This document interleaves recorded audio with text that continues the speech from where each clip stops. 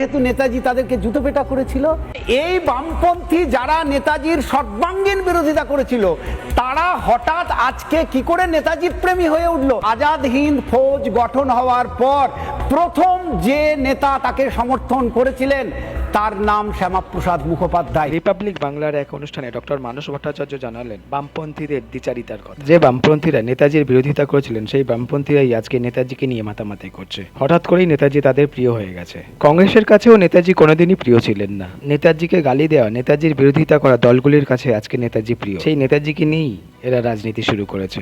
তিনি আরো বলেন, একমাত্র শ্যামাপ্রসাদ মুখার্জি যিনি নেতাজিকে সমর্থন করেছিলেন। বামপন্থীরা এতটাই মূর্খ যে নিজেদের পার্টির বইগুলো ঠিকঠাক পড়ে না।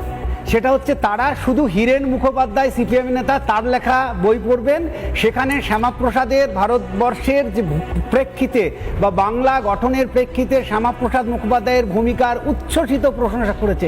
তাদেরই নেতা, সিপিএমের নেতা। সুতরাং সিপিএম বা বামপন্থীরা প্রোপাগান্ডিস্ট, এরা যা বলছে মিথ্যে বলছে। এবং সেই পরিপ্রেক্ষিতে কতগুলো ঘটনার কথা বলি। এদের প্রথম প্রোপাগান্ডা হচ্ছে যে নেতাজি নাকি শ্যামাপ্রসাদকে প্রতিহত করার কথা বলেছিলেন। বলরাজ মাধব তার গ্রন্থে পরিষ্কার বলেছেন এই ধরনের কোনো ঘটনা ঘটেনি, এবং যে ঘটনা ঘটেছে তার সঙ্গে নেতাজি জড়িত ছিল না। তাহলে কোন ঘটনায় জড়িত ছিল, যেটা বামপন্থীরা বলতে চায় না? 1939 সালে ওয়েলিংটন স্কোয়ারে কংগ্রেসের সভা হচ্ছিল। কে কে ছিলেন? জওহরলাল নেহরু, সরোজিনী নাইডু, আবুল কালাম আজাদ, প্যাটেল। সেখানে নেতাজির সাক্ষাতে কংগ্রেস সমর্থকরা গিয়ে জুতো পেটা করেছিল তাদেরকে, আক্ষরিক অর্থে। তথ্য বলছে বামপন্থীরা তার মানে কি কংগ্রেসকে পরিহার করবেন যেহেতু নেতাজি তাদেরকে জুতো পেটা করেছিল? নেতাজির সঙ্গে প্রথম দিকে বিরোধ কার ছিল না? মহাত্মা গান্ধীর ছিল। রবীন্দ্রনাথ, যিনি নেতাজিকে একদম পছন্দ করতেন না, পরে তিনিই তাকে দেশ নায়ক বলেছেন।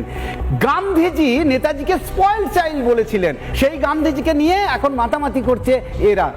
নেতাজিকে সব থেকে বেশি ক্রিটিসাইজ করেছে যারা যারা ফ্যাসিবাদী বলেছিল, এই বামপন্থীরা, এই কমিউনিস্টরা। তাদের নেতা পিসি যোশী এবং ডাঙ্গে এমন কোনো গালাগালি নেই যেটা তারা নেতাজিকে দেয়নি।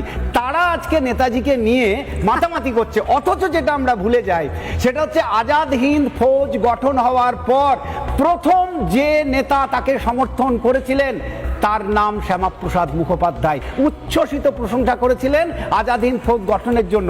তখন আজাদ হিন্দ ফৌজের বিরোধিতা কারা করেছিল? এই বামপন্থীরা। বামপন্থীরা হঠাৎ করে নেতাজি প্রেমী কি করে হয়ে উঠলো তা জানার জন্য বামপন্থীদের ডিএনএ টেস্ট করার কথাও বললেন মানস ভট্টাচার্য। মানে এই বামপন্থী যারা নেতাজির সর্বাঙ্গীন বিরোধিতা করেছিল তারা হঠাৎ আজকে কি করে নেতাজির প্রেমী হয়ে উঠলো, এটা বুঝতে গেলে ওদের ডিএনএ টেস্ট করা দরকার।